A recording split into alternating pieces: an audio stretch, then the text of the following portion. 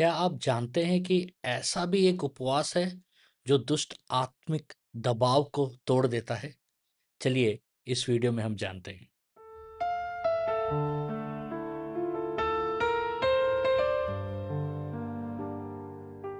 Video को अंत तक जरूर देखिएगा क्योंकि मैं एक सवाल पूछूंगा और पहले 3 सही जवाब देने वालों में से 2 जन को मेरा किताब इनाम में मिलेगा और किताब बाय पोस्ट आएगा।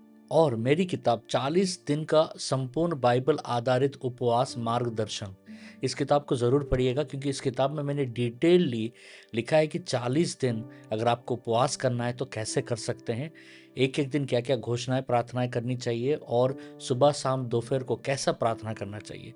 ये किताब आपको अमेज़ॉन और फ्लिपकार्ट में उपलब्ध है और इस किताब का लिंक नीचे डिस्क्रिप्शन में दिया गया है। क्या कभी आपने उपवास किया, प्रार्थना की, फिर भी ऐसा लगा कि जीवन में एक अदृश्य दबाव बना हुआ है, मन भारी है, घर में शांति नहीं है, ये बार बार वही समस्याएं लौट आती हैं? तो प्रश्न यह है, क्या बाइबल में ऐसा कोई उपवास है जो दुष्ट आत्मिक दबाव को तोड़ सकता है?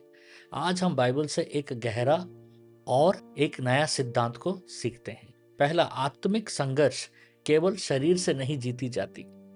इसको समझना है। बहुत लोग सोचते हैं कि यदि हम ज्यादा दिन भूखे रहे तो आत्मिक शक्ति बढ़ जाएगी, लेकिन बाइबल बताती है कि असली संघर्ष कहाँ है।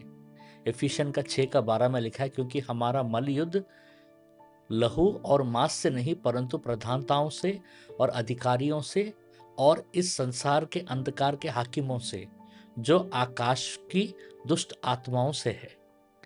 इसका अर्थ है कि हमारा संघर्ष केवल परिस्थितियों से नहीं है, कभी कभी आत्मिक दबाव भी होता है।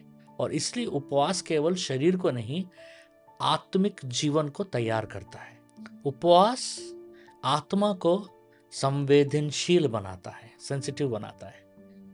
प्रेरितों के काम का 13 का 2 में हम पढ़ते हैं, जब वे प्रभु की उपासना कर रहे और उपवास कर रहे थे तब पवित्र आत्मा ने कहा। ध्यान दीजिएगा एक बात, वे लोग उपवास कर रहे थे और उसी समय पवित्र आत्मा ने मार्गदर्शन दिया उनको।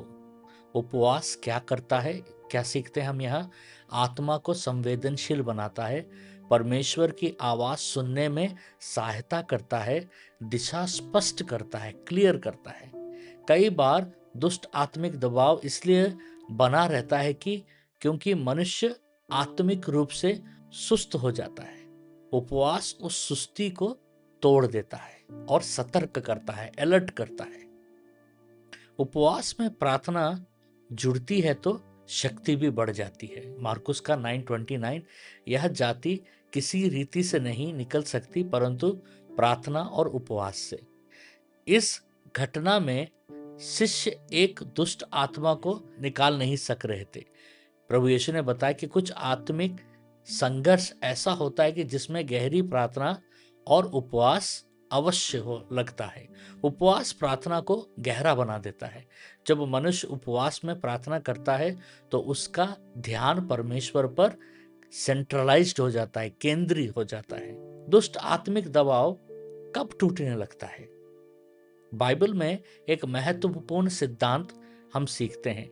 याकूब का 4 के 8 में, परमेश्वर के निकट आओ तो वह भी तुम्हारे निकट आएगा। यहाँ ध्यान देने वाला विषय यह है, जब मनुष्य परमेश्वर के निकट आता है तो आत्मिक वातावरण बदलने लगता है। उपवास हमें परमेश्वर के निकट लाता है और जहां परमेश्वर की उपस्थिति बढ़ती है वहां अंधकार टिक नहीं पाती। और एक महत्वपूर्ण बात है जिसको हमें जानना है, सिर्फ भोजन छोड़ना पर्याप्त या सफिशिएंट नहीं होता है। भजन संहिता 66:18 कहता है, यदि मैं अपने मन में अधर्म को रखता तो प्रभु मेरी ना सुनता। इसका अर्थ है, यदि हृदय में पाप छिपा हो तो उपवास की शक्ति कम हो सकती है। इसलिए सच्चे उपवास में 3 बातें बहुत ही जरूरी है। पहला, पश्चाताप। दूसरा, प्रार्थना। तीसरा, परमेश्वर के प्रति समर्पण। और अभी सबसे गहरा सत्य, उपवास स्वयं शक्ति नहीं है।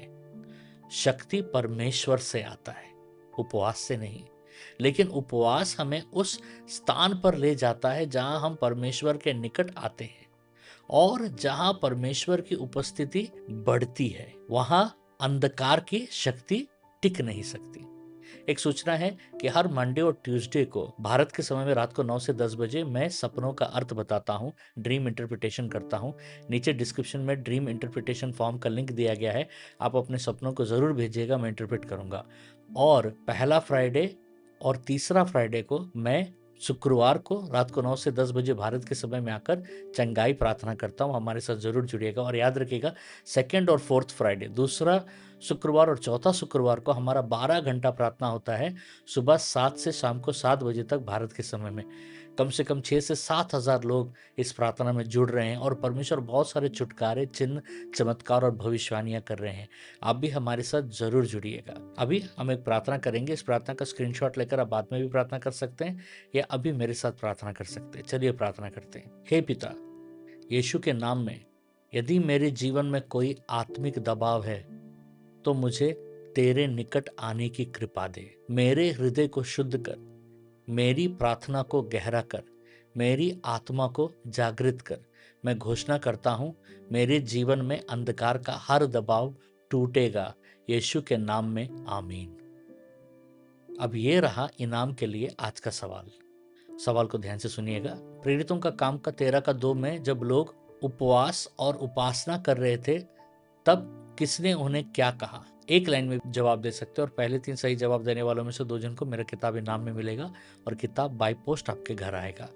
और प्लीज़ कमेंट्स चेक करते रहिएगा क्योंकि मैं विनर को कमेंट में अनाउंस करता हूँ। और एक बात है कि अगर आपको कोई प्रेयर रिक्वेस्ट है, प्रार्थना का ज़रूरत है, नीचे प्रेयर का फॉर्म दिया गया, उसमें आप अपनी प्रार्थना को ज़रूर भेजिएगा क्योंकि मेरा एक बहुत बड़ा टीम है, प्रेयर टीम, जो आपके लिए प्रार्थना करेंगे और आपके प्रार्थना का उत्तर देंगे। परमेश्वर आपको आशीष दे।